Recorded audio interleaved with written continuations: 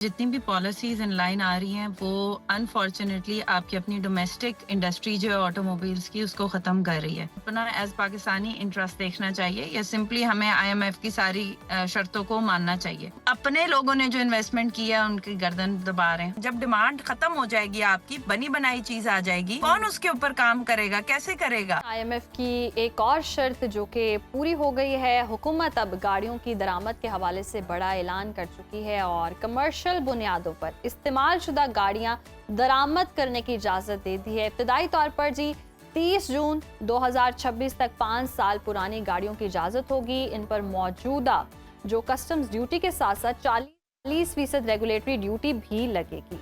जबकि जून 2026 के बाद 5 साल की शर्त खत्म कर दी जाएगी और 40% रेगुलेटरी ड्यूटी हर साल 10% कम होती चली जाएगी और ये ड्यूटी 2030 तक मुकम्मल तौर पर खत्म हो जाएगी।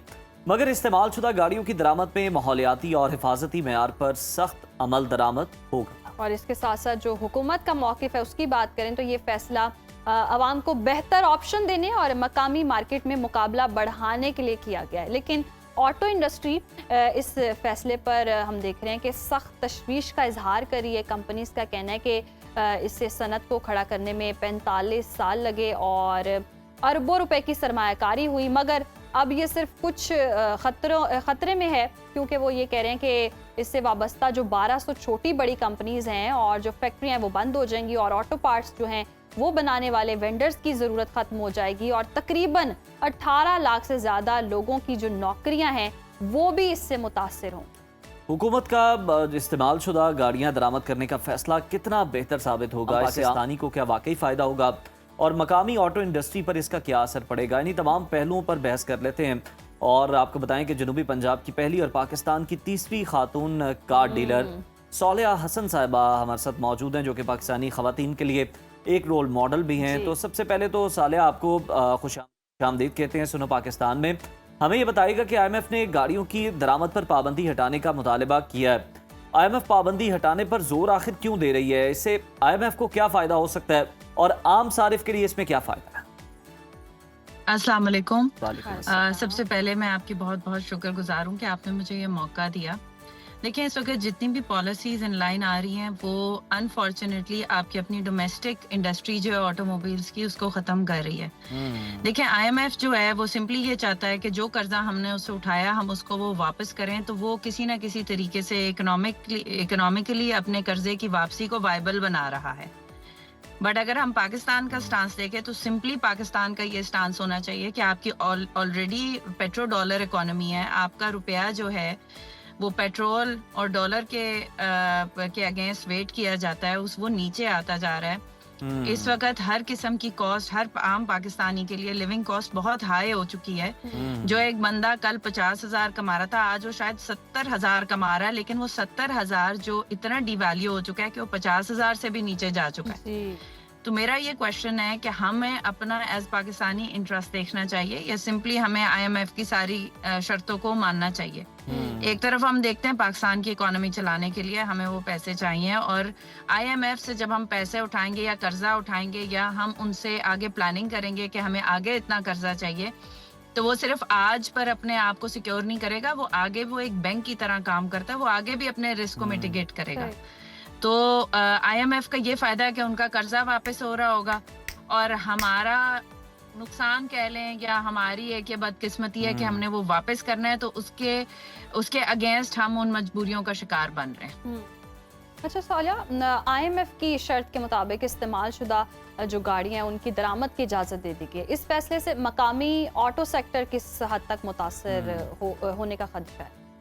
देखिए, जो हमारा मकामी ऑटो सेक्टर है उसमें काफ़ी सारी ऐसी फैक्ट्रीज हैं जो कि पार्ट्स बनाती हैं डिफरेंट ऑटोज में। अब मुझे बताएं, जब उन पार्ट्स की ज़रूरत ख़त्म हो जाएगी, डिमांड ख़त्म हो जाएगी, सप्लाई तो आपके पास एक हद तक पड़ी है, जितनी इन्वेस्टमेंट की है वो सप्लाई निकालता रहेगा, बट उसके बाद उसमें इन्वेस्टमेंट कौन करेगा? हमारी मुल्क के अंदर हम चाहते हैं कि बाहर से इन्वेस्टमेंट आए। हम अपने लोगों ने जो इन्वेस्टमेंट किया है उनकी गर्दन दबा रहे हैं, उनका गला घोट रहे हैं, उनकी रोजी रोटी खत्म कर रहे हैं। ना बाहर से इन्वेस्टमेंट आएगी, ना अपना जो कौम है लेकिन उसके सालिया पास साहबा एक जो बात ये भी तो है already ना कि उनकी जो हमारे requirement मकामी है। है उनका गला चले नहीं घोंटना चाहिए, लेकिन वो भी तो उसी तरह से जो फैसिलिटेट करना चाहिए, जो सहूलियात गाड़ी में देनी चाहिए, वो भी तो प्रोवाइड नहीं कर रहे कंज्यूमर को। देखिए मैं आपको एक सिंपल सी बात बताऊं, पाकिस्तान में मैन्युफैक्चरिंग नहीं हो रही, हम असेंबलिंग कर रहे हैं। जी। मैन्युफैक्चरिंग के लिए एक बहुत बड़ा पैसा चाहिए, वो पैसा इधर कोई बड़ी कंपनी इन्वेस्ट करने को तैयार नहीं है। छोटी सी अगर आपको एग्जांपल दूं, इस वक्त काफी बड़ी कंपनीज इंडिया में मैन्युफैक्चरिंग कर रही हैं, जिससे फिर वो पूरी दुनिया में एक्सपोर्ट कर रही हैं। ठीक है। मर्सिडीज वहाँ मैन्युफैक्चरिंग कर रही है, निसान वहाँ बना रही है। पाकिस्तान में आपने कभी सुना है कि मैन्युफैक्चरिंग हो रही हो? हम तो चीचड़े कमाने वाले लोग हैं, हम कहाँ से इससे ज्यादा लाएं? आपकी कंट्री में कोई ऐसी पॉलिसी नहीं है, कोई ऐसे रूल्स एंड रेगुलेशन नहीं है जहाँ से बाहर की कंपनी इधर इतनी बड़ी इन्वेस्टमेंट करे कि उसके पुर्जे और हर चीज यहाँ बने, यहाँ मैन्युफैक्चरिंग हो। हम तो सिर्फ जो किट्स हैं वो लेकर आते हैं, वो जोड़ते हैं। और हाँ, साले साहिबा वो भी industry किट्स तो आ है, सकती है इसमें ना जिसमें बड़ी आम सी टेक्नोलॉजी है, कोई बहुत ज्यादा कीमती टेक्नोलॉजी नहीं हम उसे कह सकते, जो कि आप गाड़ियों में दे सकते हैं, जो कि जापानीज गाड़ियों में हमें मिलती हैं।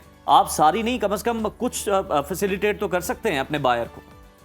हम देखें, हम इसी तरह से बायर को फैसिलिटेट कर रहे हैं कि हमारी एक डिलीशन पॉलिसी है जो कि ऑटोमोबाइल्स के ऊपर लागू होती है गवर्नमेंट की तरफ से, कि 2 साल में हमने अपने कुछ पार्ट्स को पाकिस्तान में बनाना है और वो हमारी किट का हिस्सा बन जाएंगे। बाहर से जो इंपोर्ट हो रही है आहिस्ता आहिस्ता उसकी कॉस्ट इफेक्टिव हो जाती है, पाकिस्तान में वो पार्ट बनता है। जो आप कह रहे हैं ना कि कस्टमर को फायदा नहीं होता, देखिए कस्टमर को फायदा होगा जब बाहर से फॉरेन डायरेक्ट इन्वेस्टमेंट आएगी। आज आपकी जो इंडस्ट्रियलिस्ट हैं वो मुश्किल से सर्वाइवल रेट पर हैं, वो कैसे और इन्वेस्टमेंट करें? पहले तो जो बेसिक इन्वेस्टमेंट का रूल है, आप थोड़ी इन्वेस्टमेंट आप करते हैं फिर मजीद उससे कमाते हैं, इन्वेस्टमेंट की फिर वो बात invest- कर रही हैं, लेकिन ये भी तो खदशा अब जाहिर किया जा रहा है कि हुकूमत की इस पॉलिसी से 1200 कंपनीज और 18 लाख मुलाजमतें हैं वो मुतासिर होंगी। तो क्या वाकई ये खतरा इतना बड़ा है?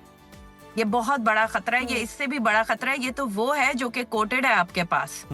आप ये देखें कि आप कितने रोजगार बंद कर रहे हैं। जब डिमांड खत्म हो जाएगी, आपकी बनी बनाई चीज आ जाएगी, जी, कौन उसके ऊपर काम करेगा? कैसे करेगा? आपने जो ऑलरेडी इतनी इन्वेस्टमेंट की हुई है वो किधर जाएगी? अच्छा, हुकूमत का मौक़िफ़ है कि दरामदशुदा गाड़ियों पर लगाई गई 40% जो रेगुलेटरी ड्यूटी है, इससे मकामी सनत को हमने तो तहफ़्फ़ुज़ फराम करना है। तो ये किस तरह लोकल इंडस्ट्री को फिर हुकूमत दोनों तरफ से तहफ़्फ़ुज़ भी देगी और गाड़ियाँ भी इम्पोर्ट करेगी? देखिए, हुकूमत को ना अपनी पॉलिसीज पर थोड़ा सा ध्यान देना पड़ेगा कि ये पॉलिसी कभी भी एक सिंगल ट्रैक की नहीं हो सकती। Policy has to be two pronged. आपने IMF को भी देखना है, आपने खुद की इंडस्ट्री को भी देखना है, आपकी अपनी इकोनॉमी जो है वो डिप में है। आप ये देख लें कि इर्द गिर्द जितनी भी आप देखेंगे ग्रोथ अपनी GDP में, एक आम इंसान जो कल भी रोटी के लिए 2 वक्त की तरस रहा था, आज भी तरस रहा है, बल्कि उसमें इजाफा हो चुका है। अगर हमारी GDP इतनी ऊपर जा रही है तो why is it all happening? The thing is कि ग्रास रूट लेवल से पॉलिसी इतनी कंड्यूसिव नहीं है। SRO आ जाता है हर दूसरे महीने, वो जो पॉलिसी होती है उसका गला घुट जाता है। तो गवर्नमेंट जो पॉलिसीज लेकर आ रही है, जो दरामदाद की बात कर रही है, वो तब होगी जब हमारी लोकल इंडस्ट्री जो है वो स्ट्रॉन्ग इनफ होगी कि उस चीज के ऊपर R&D चल रही होगी। हमारे मुल्क में तो R&D भी नहीं है, उसके ऊपर इन्वेस्टमेंट भी नहीं है। तो मुझे बताएं ना कि पॉलिसीज की ही बात हो रही है और अल्टीमेटली अवाम पे ही इफेक्ट होता है इसका। अवाम पर भी हम देखते हैं, जिस तरह से दीगर ममालिक में देखें तो गाड़ी एक ज़रूरत की तरह इस्तेमाल होती है और हर किसी के पास होती है। पाकिस्तान में इसको लग्जरी समझा जाता है, ख्वाब की तरह ही होती है गाड़ी लेना भी। तो अगर इस्तेमाल शुदा गाड़ियों पर ये जो कह रहे हैं कि दरामद की जाएगी, तो पाकिस्तान में फिर गाड़ियाँ महंगी होंगी या सस्ती होंगी या मजीद आवाम की पहुँच से दूर होती जाएंगी? देखिए, वैसे मैं एक बात बताऊं कि अगर हम दरामद करते हैं गाड़ियों को, यूज जो हमारी हैं, तो हमारा एक काफी बड़ा चंक, जो कि देखें अभी हम इलेक्ट्रिफिकेशन की तरफ भी जा रहे हैं। अब अगर ये आइस इंजन्स के ऊपर करते हैं कि इधर जंक यार्ड बनाने की जगह वो एक्सपोर्ट होती हैं और कोई हमें फायदा आता है, टू सम एक्सटेंट ये हमें फायदा भी देगी। ऐसा नहीं है कि ये कोई कैनिबलाइज कर देगी हमें, लेकिन फिर इसकी एक प्रॉपर वेटेज होगा जो इनको हर जगह देनी पड़ेगी हर चीज को।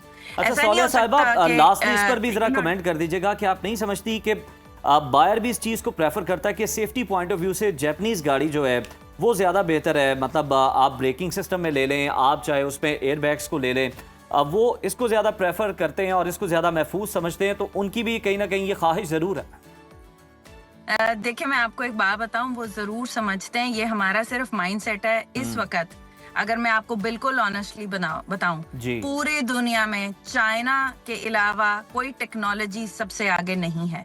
चाइनीज नंबर 1 में है, उनकी प्रोडक्शन कॉस्ट, उनकी R&D, उनकी टेक्नोलॉजी, उनकी प्राइसिंग, वो हर जगह पछाड़ चुके हैं सबको।